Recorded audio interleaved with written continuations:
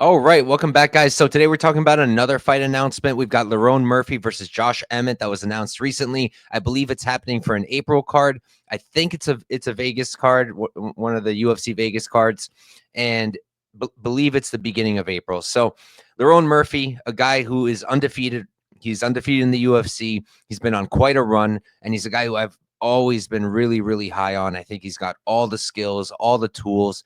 He's really athletic, very powerful. He's fast and he's just good everywhere. So he's a guy I'm really hype about.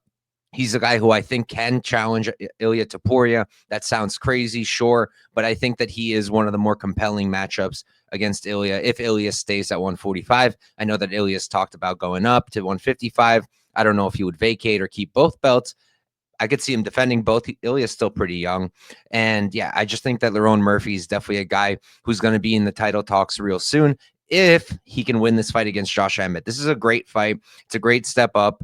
It's not a huge step up from Dan Ige, but it is a step up for sure. Josh Emmett, a guy who's only losing to the top guys. He was on a run himself until he lost to Ilya Topuria and he lost to Yair Rodriguez. But then he came back and he gave Bryce Mitchell a real good knockout. And with recent events with Bryce Mitchell, he might have permanently damaged his brain forever. So, yeah, Josh Emmett hits like an absolute train. The dude is also pretty well rounded. I'm pretty sure he actually comes from a wrestling background that he absolutely never uses, but it is something he has. He uses it defensively, I would say, more than offensively, but he is a well rounded fighter, is my point. He's a good striker. He's got insane power, like I mentioned.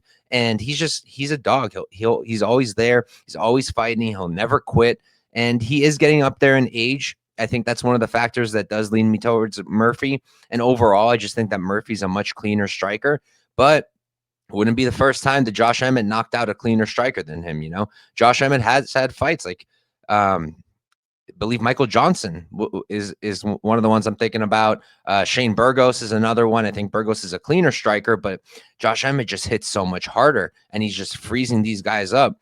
And I think that this is a fight where Murphy could be coming in and looking real good, just kind of picking apart Josh Emmett at range, maybe even mixing in some wrestling because he does do that now.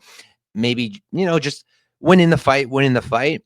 And then all of a sudden, Josh Emmett with the equalizer of the power just lands something big. I can 100% see that. So for me, pre-tape, obviously I always have to tape these fights before I make any bets or any final predictions, but an early prediction, I think Lerone Murphy does get it done. I think he's able to survive the power shots, avoid most of it, mix in some wrestling, strike with him at range. He's a really, really clean striker is Murphy, and I think he will win a decision. That's my take. But again, it's going to depend on the line. Will I bet Josh Emmett, even if he's a big underdog? Probably not, just because I'm really, really high on Murphy. But I wouldn't back Murphy at big chalk either because Josh Emmett is just one of those guys who's going to be there. And if you make one mistake at any point of the fight, he's going to put your lights out. And is this a title eliminator? I don't know. Like the featherweight division is kind of weird right now because you have Topuria, who's an extremely dominant champ. You have Alexander Volkanovski, one of the probably the best featherweight to do it, or one of the best featherweights ever to do it, other than my guy Max over there in the background, even though he beat Max 3 times. What was my point? Oh, yeah. So we have Volkanovski in the wings. I believe that's the matchup they were going to be making next. That's what I heard, that it was going to be Volk versus Topuria. But now I'm starting to hear that Topuria might be going up to fight Islam. So that kind of throws it all into a loop. Are they going to do an interim belt? If they do, who fights for the interim belt? Volk, Diego Lopez. That's my first thought.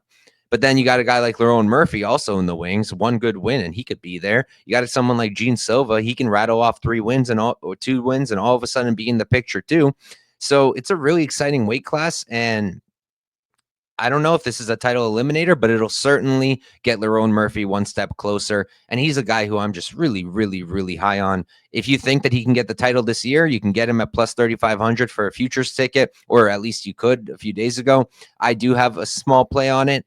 I don't know if he's going to get there because Topuria might go up, I think the whole division might be put on freeze. And even if he doesn't, you have Volk, you have Lopez, who's probably first before Lerone, and then Lerone maybe would be third. Is Topuria going to fight 3 times this year? I kind of doubt it. It's possible, but he's not really the most active champion. So I kind of doubt it, but we'll see. We'll see. Either way, I'm really excited for this fight. And honestly, I'm pretty excited for the card. I was briefly looking into it right before we hopped on.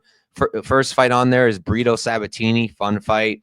Cratavius Romeus, Chang Ho Lee. Chang Ho Lee, he's the guy who won Road to UFC, I believe, this previous season. That's another fun fight. Torres Finney is making his debut finally against Robert Valentin. That's going to be a fun one. Vanessa Demopoulos, Alenkar, that should be an interesting one. Loma's coming back against Carnelossi. Decent fight. Deanna Barbosa, Diana Belbita, not my favorite fight, but it's decent. Riz McKee is going to try to get finally into the win column against Daniel Frunza, another guy who was on the Contender Series that I actually bet is a pretty sizable underdog, and I like that guy a lot. He's a tough dude. The one I'm probably most excited about making his debut, though, Luis Garule against Ode Osborne. Garule is the real deal. This guy is so good. He's so well rounded. His takedown defense is ridiculous. His pace is ridiculous. He trains with Brandon Royval. I bet against him on the Contender Series with Nick Piccinini, and Garule just proved me so wrong. He looked fantastic, and I'm really excited to see what he could do in the flyweight division. To me, he seems like at least he'll be challenging for a title at some point. And then for some reason, the co-main event is Kennedy Nchukwu and Martin Budai, which is okay. We'll take it. But the main event really polishes it off with Lerone Murphy and Josh Emmett, and I'm really hype about it. I do think Lerone gets it done, but can never count Emmett out. Thank you guys for tuning in, and I'll catch you next time.